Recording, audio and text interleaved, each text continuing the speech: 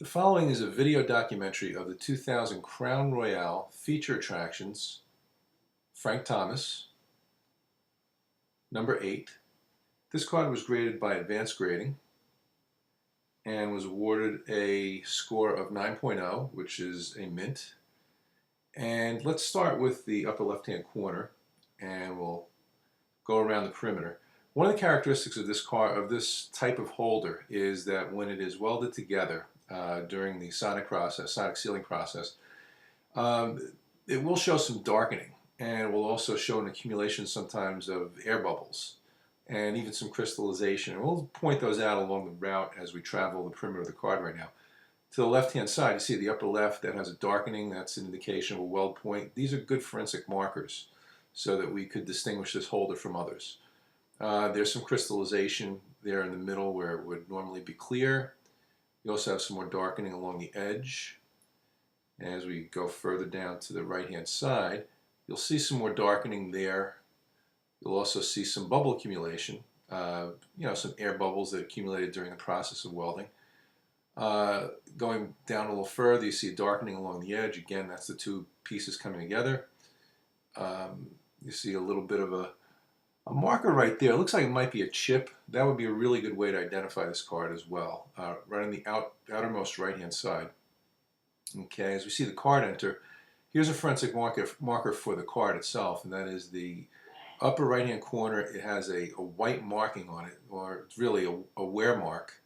Tiny, tiny chip. Can't see it with the eye. It's only seen on the microscope. That is a good forensic marker for this card, especially since the card does have colored borders and corners. So as we travel further down the card along the edge, you can see it has colors that bleed all the way to the edge.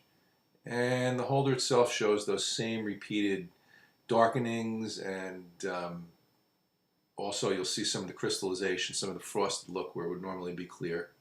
There's some more darkening there. It's basically just oxygen being trapped in small bubbles. Same thing there, pressurized, and you have oxygen under that pressure.